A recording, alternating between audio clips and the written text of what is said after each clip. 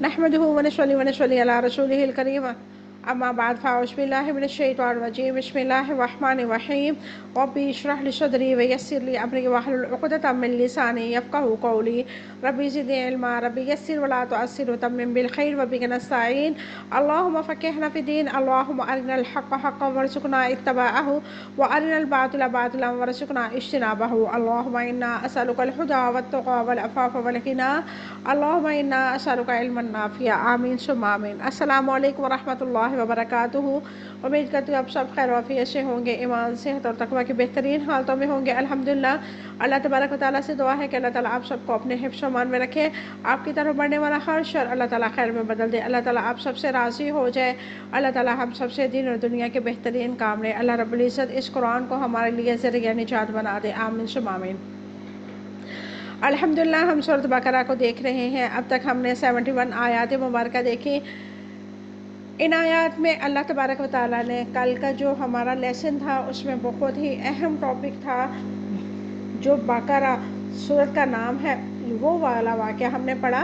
और वाक़े का मुख्तसर किस्सा ये था कि एक बनी इसराइल में मालदार इंसान था और उसका जो भतीजा था उसके माल के लालच में या उसकी बेटी के लालच में, कुछ मुफस्सिरीन उसकी बेटी का भी वहाँ पे जिक्र करते हैं, कुछ कहते हैं कि वो बेऔलाद इंसान था। तो उस भतीजे ने जो उबाश था और नकारा था, उसने अपने चचा को कत्ल कर दिया। अब कत्ल करने के बाद रात के अंधेरे में कत्ल किया। कत्ल करने के बाद उसकी जो लाश थी वो किसी और के दरवाजे पे रख दी और खुद मुकर गया, खुद ही शोर मचाने लग गया कि मेरे चचा को इसने कत्ल कर दिया। वो बात फैलती फैलती यानी कि जब जिस बंदे के दरवाजे पे रखा वो कहने लगा कि मैंने तो कत्ल नहीं किया, वो हर किस्म की कस्में उठा रहा था। बात पहुँचती पहुँचती हज़रत मूसा अलैहिस्सलाम के दरबार पे पहुँच गए। हज़रत मूसा अलैहिस्सलाम से कहा कि अल्लाह ताला से पूछो कि असल कातिल कौन है। तो हज़रत मूसा अलैहिस्सलाम अल्लाह के पास गए। अल्लाह ताला ने कहा कि आप एक गाय ज़िबा करो, गाय ज़िबा करके उसका एक टुकड़ा, गोश्त का टुकड़ा जो है, पीस जो है, वो मुर्दे के यानी कि मकतूल के मुंह पे लगाएंगे तो वो खुद बता देगा।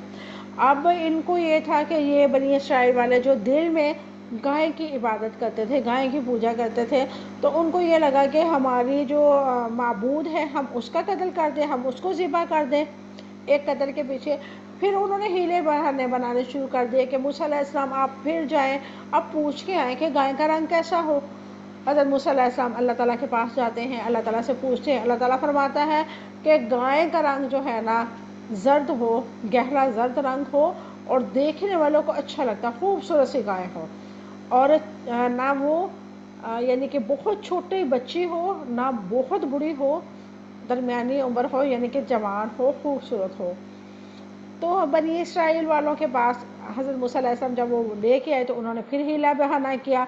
फिर उन्होंने कहा कि जाएं फिर पूछ के आए हमें, क्योंकि टेंशन हो रही है, ये हमें समझ नहीं आ रही, हमें मुतशाबे हो गई है, हमारे दिमागों के अंदर ना खिचड़ी सी पक गई है, आप दोबारा जाएं, दोबारा पूछ के आए। असल में हज़रत मूसा अलैहिस्सलाम को बार बार भेजने का मतलब ये था कि हो सकता है गाय के अलावा किसी और चीज़ को ज़िबा करने का बोलते। फिर अल्लाह ताला का गज़ब जो है उनको घेरता है और अल्लाह ताला फरमाता है कि ऐसी गाय लेके आओ जो ना हल जोती हो, ना पानी निकालती हो कुएं से, ना कुएं का बैल हो, ना किसी किस्म का भी वो काम ना करते हो, सही सालिम हो, बिल्कुल तंदुरुस्त सेहतमंद जवान और एक रंग की, उसके अंदर कोई दूसरा रंग ना हो। अब वो जो हैं वो परेशान हो गए कि ऐसी गाय कहाँ से मिले। बाद मुफस्सिर ये लिखते हैं कि ऐसी गाय एक ऐसे बच्चे के पास थी जो माँ का बहुत फरमाबरदार था, बाप उसका था नहीं। उस गाय के दूध को वो धो के बेच के अपनी माँ की खिदमत किया करता था, बीमार बूढ़ी माँ की खिदमत किया करता था। अल्लाह तबारक व तआला ने उस बच्चे को सिला दिया और उसके पास जब वो मतलूबा गाय उनकी मिली बनी इसराइल वालों की, तो उस बच्चे ने देने से इनकार कर दिया कि मैं ये गाय नहीं दूंगा। अब वो कहने लगे कि हमें हर हाल में ये गायें चाहिए वरना हमारा जो केस है वो तो सॉल्व नहीं होगा। तो फिर वो करते कराते बात यहाँ पे ख़त्म हुई कि उन्होंने बच्चे से कहा कि तुम हमें गाय का गोश्त दे दो, हम गोश्त के एवज तुम्हें सोना भर के इसमें दे देंगे। تو اس طرح ان کا معاہدہ طے ہوا۔ اس طرح ایک واقعے میں اللہ ایک ہی یعنی کہ کہہ لیں کہ ایک کام میں اللہ تعالیٰ نے 3 چیزوں کو کلیئر کیا۔ سب سے پہلے تو ان کے دل میں جو بچڑے کی محبت تھی اللہ رب العزت نے اس کو نکالا، اس کو ذبح کروایا۔ دوسرا وہ قاتل جو تھا وہ پکڑا گیا۔ تیسرا وہ بچہ جو اپنے ماں باپ کا فرما بردار تھا، اللہ رب العزت نے اس واقعے سے اس بچے کو سلا دیا۔ تو یہ واقعہ ابھی ختم نہیں ہوا، مزید ہم انشاءاللہ آج دیکھیں گے کہ اس واقعے میں اور کیا چیزیں ہمیں اللہ رب العزت نصیحت فرما رہا ہے۔ تو آغاز کرتے ہیں آج کی کلاس کا۔ اعوذ باللہ من الشیطان الرجیم، بسم اللہ الرحمن الرحیم۔ شروع اللہ کے نام سے جو بڑا مہربان نہایت رحم والا ہے۔ وَإِذْ، اور جب قتل کیا تم نے، نفساً ایک شخص کو، فَادَّارَأْتُمْ، پھر ایک دوسرے سے جھگڑا کرنے لگے تم، فیہا، اس میں، واللہ، اور اللہ تعالیٰ، مخرجن، نکالنے والا ہے، ما، جو کنتم تکتمون، تم چھپاتے تھے۔ فَقُلْنَا، چنانچہ کہا ہم نے، اضربوہ، مارو اس مردے کو، ببعضہا، ایک گائے کا ایک ٹکڑا، اس گائے کا ایک ٹکڑا، کذالک، اس طرح، یحیی، زندہ کرتا ہے، اللہ تعالیٰ، موتا، مردوں کو، ویریکم، اور دکھاتا ہے تمہیں، آیاتہ، نشانیاں اپنی، لعلکم، تاکہ تم، تعقلون، تم سمجھو، ثم، پھر، قست، سخت ہوگے، قلوبکم، دل تمہارے، من بعد، ذالک، اس کے، فہیا، تو وہ، کالحجارۃ، پتھروں کی طرح، او یا اشد، اس سے بھی بڑھ کر، قسوہ، سخت، وَإِنَّ، اور بے شک، من الحجارۃ، پتھروں میں سے کچھ، لما، یقیناً جو، یتفجر، پھوٹ نکلتی ہیں، منہ، اس میں سے، انہار، نہریں، وَإِنَّ، اور یقیناً، منہا، ان میں سے، لما، یقیناً جو، یشقق، پھٹ جاتا ہے، فیخرج، تو نکل آتا ہے، منہ، اس میں سے، ماء، پانی، وَإِنَّ، اور بے شک، منہا، ان میں سے، لما، یقیناً جو، یہبط، گر پڑتا ہے، من خشیتی، خوف سے، اللہ تعالیٰ کے، وما، اور نہیں، اللہ تعالیٰ، بغافل، ہرگز بے خبر، اما، اس سے جو، تعملون، تم عمل کرتے ہو، افتطمعون، کیا تم طمع رکھتے ہو، ان یؤمنوا، کہ وہ ایمان لائیں گے، لکم، تمہارے لیے، وقد، حالانکہ کہ یقیناً، کانا، ہمیشہ سے ہے، فریق، ایک گروہ، منہم، ان میں سے، یسمعون، وہ سنتے ہیں، کلام اللہ، کلام اللہ تعالیٰ کا، ثم، پھر، یحرفونہ، بدل دیتے ہیں اس کو، من بعد اس کے، ما، جو، عقلوہ، وہ اس کو سمجھ لیتے ہیں، وہم، اور وہ، یعملون، وہ جانتے ہیں۔ یہ تھی آج کی ہماری آیات مبارکہ۔ اب ہم ان کے مختصر سی تفسیر، اب ہم دیکھ رہے ہیں اس کی مختصر سی تفسیر۔ وَإِذْ قَتَلْتُمْ نَفْسًا فَادَّارَأْتُمْ فِيهَا وَاللَّهُ مُخْرِجٌ مَا كُنتُمْ تَكْتُمُونَ، اور تم اس وقت کو یاد کرو جب تم نے ایک شخص کو قتل کر دیا، پھر ایک دوسرے سے اس کے بارے میں جھگڑا کرنے لگے، اور اللہ تعالیٰ اس کو نکالنے والا ہے جو تم چھپاتے ہو۔ وَإِذْ قَتَلْتُمْ نَفْسًا فَادَّارَأْتُمْ فِيهَا، یہ واقعہ بنی اسرائیل میں پیش آیا تھا۔ قاتل یا مقتول کون تھا؟ قرآن مجید اس معاملے میں خاموش ہے۔ واقعہ عبرت اور نصیحت کے لیے ہوتے ہیں، اور ہمارا کام ہے عبرت لینا۔ اللہ تعالیٰ نے قتل کی حقیقت کو کھولنے کے لیے کیا طریقہ کار اختیار کیا؟ اللہ تعالیٰ نے حکم دیا کہ گائے کا کوئی بھی عضو مقتول کو مارا جائے۔ جب انہوں نے ایسے کیا تو مردہ زندہ ہو گیا، اور اس نے اصل قاتل کے بارے میں بتلا دیا، اور پھر مر گیا۔ اللہ تعالیٰ نے حقیقت کھول دی جسے وہ چھپا رہے تھے۔ اسی طرح اللہ تعالیٰ انہیں باخبر کر دیا کہ قاتل کون ہے۔ مقتول کو دوبارہ زندہ کرنے سے اللہ تعالیٰ نے یہ حقیقت کھول دی کہ اللہ تعالیٰ مردوں کو زندہ کرے گا۔ گائے کو ذبح کرنے اور قتل کے واقعے سے یہودیوں کو کون سے امراض سامنے آئے؟ غیر ضروری بحثیں، جرم کرنا، اللہ تعالیٰ کے حکم ماننے سے ٹال مٹول کرنا، سرکشی، ڈٹھائی، گائے پرستی۔ اللہ تعالیٰ نے کا حکم کا انکار کرنے کے لیے کیسے ممکن ہو جاتا ہے؟ اللہ تعالیٰ کے حکم کا انکار انسان کرنے کے لیے کیسے ممکن ہو جاتا ہے؟ اگر انسان اللہ تعالیٰ کے حکم کا انکار کرنا چاہتا ہے تو اس کے لیے کوئی نہ کوئی تعویل ڈھونڈ لیتا ہے۔ تعویلوں سے مطمئن لوگ اپنے معاملے اللہ تعالیٰ کے حکم سے الگ کر لیتے ہیں، پھر جس بے حسی کی وجہ سے ڈھیٹ ہو جاتے ہیں، اور بے حسی کی وجہ سے انسان اللہ تعالیٰ کو نہیں مانتا، لیکن دل میں یہ نہیں مانتا، اللہ تعالیٰ کو تو مانتا ہے لیکن دل میں یہ نہیں مانتا کہ وہ اسے دیکھ رہا ہے۔ واللہ مخرج ما کنتم تکتمون، اور اللہ تعالیٰ نکالتا ہے جو تم چھپاتے ہو۔ اللہ تعالیٰ نے واضح کر دیا کہ جیسے رات کی تاریکی میں تم نے قتل کو چھپایا تھا، اللہ تعالیٰ نے اس کو کھول دیا، ایسے ہی نیکی یا بدی چھپ کے کرو گے تب بھی اللہ تعالیٰ کو علم ہوگا۔ اللہ تعالیٰ نے یہ ظاہر کر دیا کہ جو کچھ تم کرتے ہو اللہ تعالیٰ اس کو ظاہر کرنے کی قدرت رکھتا ہے۔ اللہ تعالیٰ نے انسان کو چھپے ہوئے اور کو ظاہر کرنے سے یہ سبق دیا ہے کہ برائی کھل جائے تو بدنامی اور رسوائی ہوتی ہے، لہٰذا برے کام کرتے ہوئے اللہ تعالیٰ کے علم کو ضرور ذہن میں رکھیں۔ اللہ تعالیٰ نے نکالنے والا ہے اور جو کچھ تم چھپاتے ہو۔ اللہ رب العزت نے قتل کے واقعات کے حوالے سے اس بات کو باور کیوں کروایا؟ اللہ تعالیٰ نے چھپی ہوئی چیزوں کو کھول کر انسان کے سامنے رکھ دی تاکہ انسان تسلیم کر لے کہ اللہ تعالیٰ کے سامنے کچھ بھی چھپا ہوا نہیں ہے، اور اللہ تعالیٰ ہر چھپے کو کھول سکتا ہے۔ اصل میں بتلانا یہ مطلوب تھا کہ تم چھپ کر کوئی برائی کرتے ہو تو اللہ تعالیٰ سے چھپی نہیں ہے۔ یہ زندگی اصول اور عقیدہ ہے، اور یہی عقیدہ انسان کے دل میں اللہ تعالیٰ کا خوف پیدا کرتا ہے، اسے اللہ تعالیٰ کے سامنے جھکا دیتا ہے۔ چھپی ہوئی حقیقت کھل کر سامنے آنے سے انسان کو کیا فائدہ ہوتا ہے؟ چھپی ہوئی حقیقت انسان کے سامنے آنے سے ایمان کا لیول بڑھتا ہے، انسان اندر دل کی گہرائیوں سے یہ بات کا تسلیم کر لیتا ہے اور یقین اتر جاتا ہے کہ جو کچھ میں چھپاؤں گا وہ چھپا ہوا نہیں رہے گا، بلکہ آج نہیں تو کل یہ کھل کے سامنے آ جائے گا۔ کل قیامت کے دن جیسے آج سامنے آئے گا، کل قیامت کے دن اللہ تبارک و تعالیٰ کے سامنے ساری حقیقت کھل جائے گی۔ آگے اللہ رب العزت فرمایا قُلْ اضْرِبُوهُ بِبَعْضِهَا كَذَلِكَ يُحْيِي اللَّهُ الْمَوْتَى وَيُرِيكُمْ آيَاتِهِ لَعَلَّكُمْ تَعْقِلُونَ۔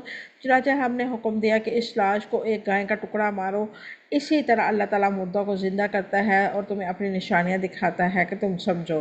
وَقُلْ اضْرِبُوهُ بِبَعْضِهَا، اللہ تعالیٰ نے قتل کے معاملے کو واضح کرنے کے لیے حکم دیا کہ گائے کو ذبح کرو، اس کا ایک ٹکڑا جو ہے مقتول کو لگاؤ۔ یہ اعضاء جو ہے جسم کے کسی حصے کا بھی ہو سکتا تھا، اگر یہ بتلانے یا کوئی دینی یا دنیاوی فائدہ ہوتا تو اللہ تعالیٰ ضرور بتلاتا۔ اس لیے اس طرح کی چیزوں پہ بحث نہیں کرنی چاہیے کہ وہ کون سا حصہ تھا، دل تھا، پھیپھڑے تھے، جگر تھا، کون تھا۔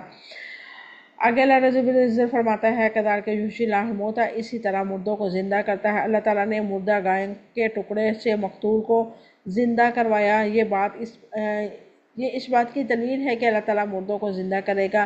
اللہ تعالیٰ نے اپنی عظیم قدرت کا مشاہدہ کروایا کہ زندگی کے بعد الموت کا نمونہ بھی دکھا دیا اور باہمی جھگڑا بھی جھکا دیا۔ وَيُرِيكُمْ آيَاتِهِ، اور تمہارے لیے نشانیاں دکھاتا ہے۔ اس واقعے سے اللہ تعالیٰ کی قدرت کی نشانیاں موجود ہیں، مثلاً جس زندہ گائے کی عظمت کو تم قائل تھے اور وہ کچھ نہیں کر سکی تھی، لیکن اللہ تعالیٰ جب چاہے مردہ گائے کے ٹکڑے سے مردہ کو زندگی بخش سکتا ہے۔ اسی طرح اللہ تعالیٰ قیامت کے دن اور موت کے بعد کے معاملات کے راز کے لیے راز رہے ہیں۔ اللہ تعالیٰ نے اپنی نشانیاں دکھائی ہیں، تم راز کو نہیں پا سکتے، لہٰذا بغیر راز کے جاننا یقین کر لو کہ موت اور قیامت کے دن ہی قبضہ قدرت میں ہے۔ اللہ تعالیٰ تمہیں اپنی قدرت کی دلائل دکھاتا ہے تاکہ تم غور و فکر کرو، تدبر کرو اور جان لو یقیناً اللہ تعالیٰ پوری طرح قدرت رکھنے والا ہے۔ لعلکم تعقلون، تاکہ تم سمجھو، تاکہ تم اللہ عز و جل کی قدرت کو پہچان لو کہ مردوں کو وہ کیسے زندہ کرتا ہے۔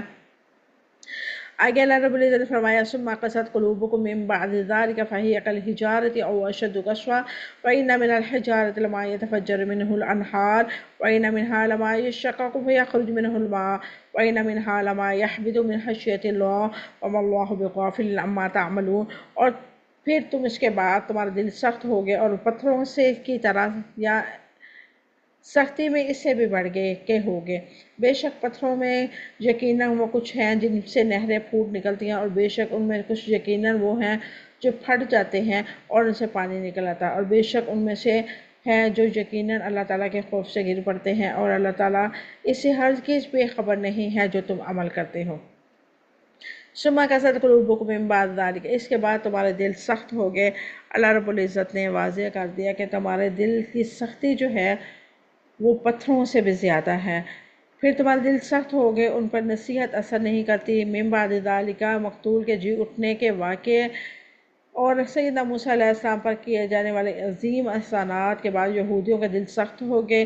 اللہ تعالیٰ نے جیسے تمہیں انعام سے نوازا، جیسے اپنی بڑی بڑی نشانیوں کا مشاہدہ کروایا، تو آپ کے دلوں کو نرم پڑ جانا چاہیے تھا، مگر وہ سخت ہو گئے۔ فَهِيَ كَالْحِجَارَةِ أَوْ أَشَدُّ قَسْوَةً، وہ پتھروں کی طرح یا سختی میں اس سے بھی بڑھ گئے۔ فَهِيَ كَالْحِجَارَةِ، اللہ تعالیٰ نے بنی اسرائیل کے دلوں کی سختی کے بارے میں واضح کیا ہے کہ وہ پتھروں کے مانند تھے، لوہے سے زیادہ سخت ہو گئے تھے، کیونکہ لوہا پگھل جاتا ہے پھر جب پتھر کبھی نہیں پگھلتا۔ او اشد قسوہ، پھر پتھروں سے بھی زیادہ سخت، یعنی کہ دلوں کی سختی پتھروں سے کسی طور کم نہیں تھی۔ دل کی سختی سے مراد کیا ہے؟ دل کی سختی سے مراد ہے دل پر کسی ہدایت یا نشانی کا اثر نہ ہونا، دل کا اچھی بات کے لیے بند ہو جانا، دل کا نہ پگھلنا، حق کو قبول کرنے کے لیے دل بند ہو جانا۔ دل کب سخت ہو جاتا ہے؟ مسلسل گناہ اور اللہ تعالیٰ کی نافرمانی سے دل سخت ہو جاتا ہے، جب اللہ تعالیٰ کی عظمت کا احساس نہ رہے اور دل اللہ تعالیٰ کی یاد میں خالی ہو، جب قیامت کے دن حساب کتاب کا احساس نہ رہے، جب اپنی غلطی کا احساس نہ ہو اور انسان اپنی غلطیوں کی دوسروں کو میں دیکھے اور دوسروں پر الزام تراشی کرے تو دل سخت ہو جاتا ہے۔ اللہ رب العزت نے دل کی سختی کے بارے میں فرمایا فَبِمَا نَقْضِهِم مِّيثَاقَهُمْ لَعَنَّاهُمْ وَجَعَلْنَا قُلُوبَهُمْ قَاسِيَةً، چنانچہ ان کا اپنا معاہدہ توڑنے کی وجہ سے ہم نے ان پر لعنت کی اور ہم نے ان کے دلوں کو سخت کر دیا۔ اللہ تعالیٰ نے بڑی بڑی نشانیوں سے مومنوں کے دل پہ کیا اثرات مرتب ہونے چاہیے۔ مومنوں کا دل پگھل جانے چاہیے، دل کے اندر تڑپ پیدا ہونے چاہیے، روح کے اندر ارتعاش پیدا ہونے چاہیے۔ اللہ رب العزت نے اسی بارے میں ارشاد فرمایا ہے أَلَمْ يَأْنِ لِلَّذِينَ آمَنُوا أَن تَخْشَعَ قُلُوبُهُمْ لِذِكْرِ اللَّهِ وَمَا نَزَلَ مِنَ الْحَقِّ وَلَا يَكُونُوا كَالَّذِينَ أُوتُوا الْكِتَابَ مِن قَبْلُ فَطَالَ عَلَيْهِمُ الْأَمَدُ فَقَسَتْ قُلُوبُهُمْ وَكَثِيرٌ مِّنْهُمْ فَاسِقُونَ، کیا ایمان والوں کے لیے ابھی وہ وقت نہیں آیا کہ ان کے دل اللہ تعالیٰ کے ذکر کے لیے اور جو حق نازل ہوا ہے اس کے لیے جھک جائیں؟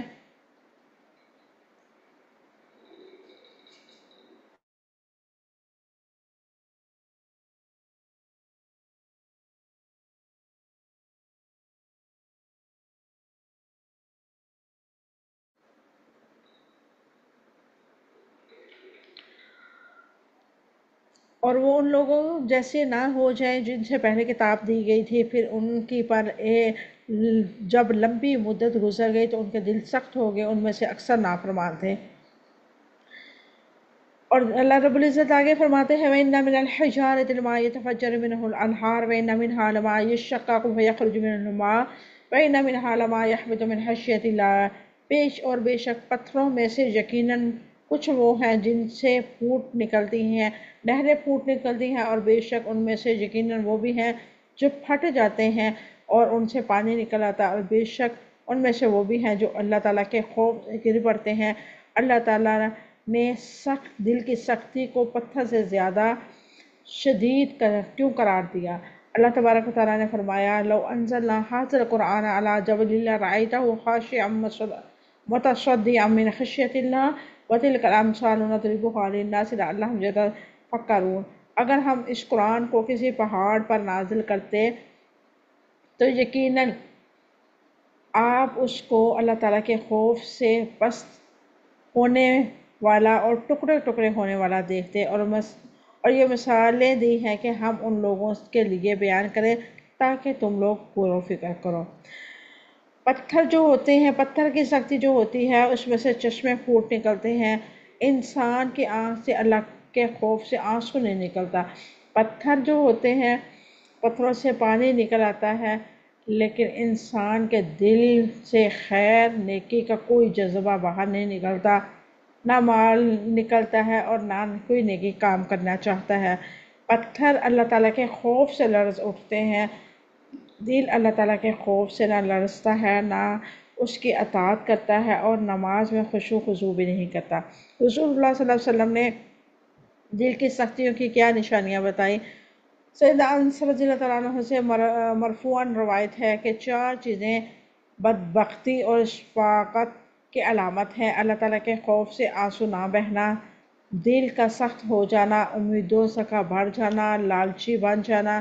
سیدنا عبداللہ بن عمر رضی اللہ تعالیٰ عنہ نے فرمایا، رسول اللہ صلی اللہ علیہ وسلم نے فرمایا، اللہ تعالیٰ کے ذکر کر کے سویا کرو اور زیادہ بات نہ کیا کرو، کیونکہ کلام دل کی سختی کو کثرت دل کی سختی سخت کر دیتی ہے، اور دل کا سخت ہونا اللہ تعالیٰ سے بہت دور کر دیتا ہے۔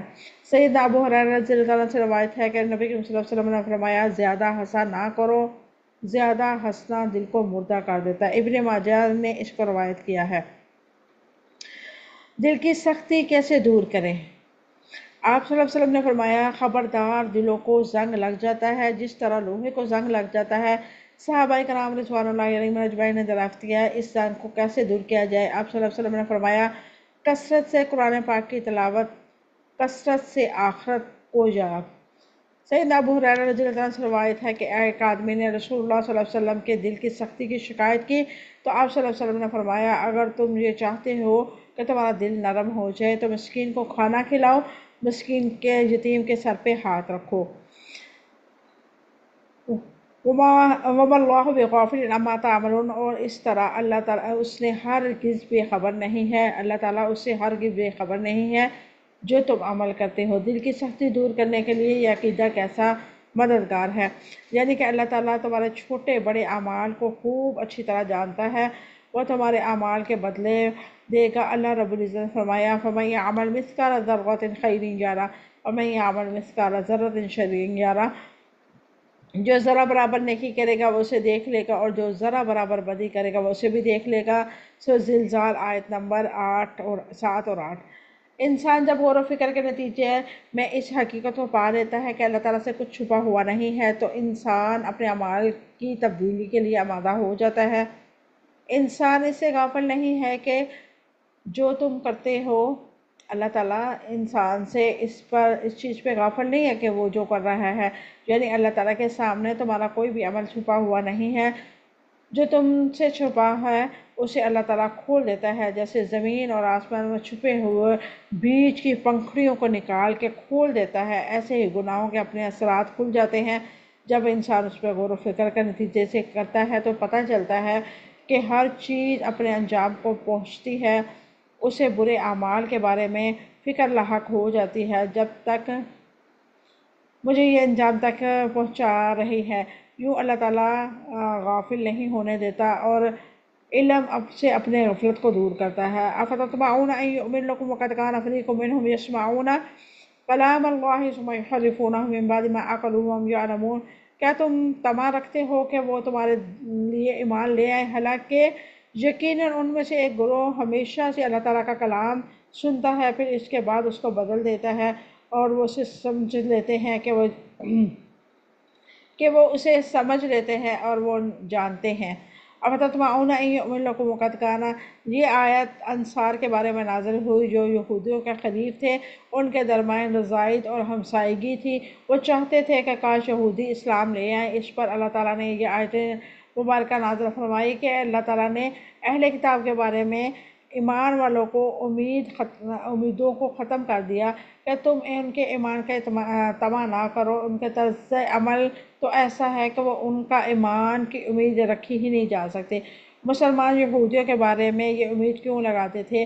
آپ صلی اللہ علیہ وسلم کی بات مان لیں، یہودی اہل کتاب تھے اور رسول اللہ صلی اللہ علیہ وسلم کی آمد سے پہلے آپ صلی اللہ علیہ وسلم کا انتظار میں تھے۔ یہودیوں کی باتیں سن سن کر بہت سارے دلوں میں اسلام قبول کرنے کا جذبہ ابھرا ہوا تھا، اس لیے امید تھی کہ وہ آگے بڑھ کے ساتھ دیں گے تو آپ صلی اللہ علیہ وسلم پر ایمان لے آئیں گے۔ वक़द कान फ़रीक़ुम मिनहुम यस्मऊना कलाम अल्लाह, हालांकि वो यकीनन उनमें से एक ग्रोह हमेशा से वो अल्लाह ताला के कलाम को सुनता था। वो और अल्लाह ताला के अहकामात के इताअत के अलावा भी किसी और मकसद के लिए अल्लाह ताला का कलाम सुना जाता है। यहूदी कलामुल्लाह सुनकर खूब समझ कर जानबूझ के इसमें तहरीफ करते हैं। यूँ पता चलता था कि वो कलाम इसलिए सुनते हैं कि ताकि इसको बदला जा सके। आज मुसलमानों में भी ऐसे अफराद हैं जो कलामुल्लाह को सुनते हैं, इसलिए सुनते हैं और पढ़ते हैं कि वो अपनी मर्ज़ी के मुताबिक इसको तब्दील किया जा सके। वो अल्फाज बदल नहीं सकते लेकिन अमली सूरत बदल देते हैं। सुम्मा युहर्रिफूनहु मिन बादि मा अक़लूहु, फिर इसके बाद उन्होंने बदल दिया वो उसे समझ लेते थे। किताबुल्लाह को समझ लेने के बाद तहरीफ करने से मुराद क्या है? यहूदी किताबुल्लाह को समझ के जानबूझ के उसके मानी में तहरीफ करते थे। तहरीफ कहते हैं कि किताबुल्लाह के अहकामात को बदल देना, चाहे उसके अल्फाज बदले जाए, मानी बदल जाए या उसकी तफसीर बदली जाए। तहरीफ ये की जाती है कि हराम को हलाल और हलाल को हराम, हक को बातिल और बातिल को हक बताना। किताबुल्लाह की तहरीफ क्यों की जाती है? किताबुल्लाह की तहरीफ इसलिए की जाती है कि ख्वाहिशात पूरी की जा सके और यूँ अल्लाह ताला के दीन की ख्वाहिशात का दीन बना लिया जाता है। कि आज भी तहरीफ होती है। कुरान मजीद की हिफाजत का ज़िम्मा अल्लाह रब्बुल इज़्ज़त ने लिया है। अल्फाज की तब्दीली करना मुमकिन नहीं, लेकिन अल्फाज के मानी मफ़हूम बदलने का काम आज भी जारी और सारी है। दीन की बुनियाद तसव्वुरात को अपनी ख्वाहिशात के मुताबिक बदलने की कोशिश है। मिसाल के तौर पर शिरक के मफ़हूम में नबी करीम सल्लल्लाहु अलैहि वसल्लम की हैसियत, आखिरत की कामयाबी का अक़ीदा, पर्दे के अहकामात, हलाल और हराम के अहकामात, सूद के अहकामात वगैरह। वहम यअलमून, और वो जानते हैं ये क्या कि अल्लाह ताला ने क्या निशानदेही है कि यहूदी तौरात को समझने सुनते के बावजूद बदल डालते थे।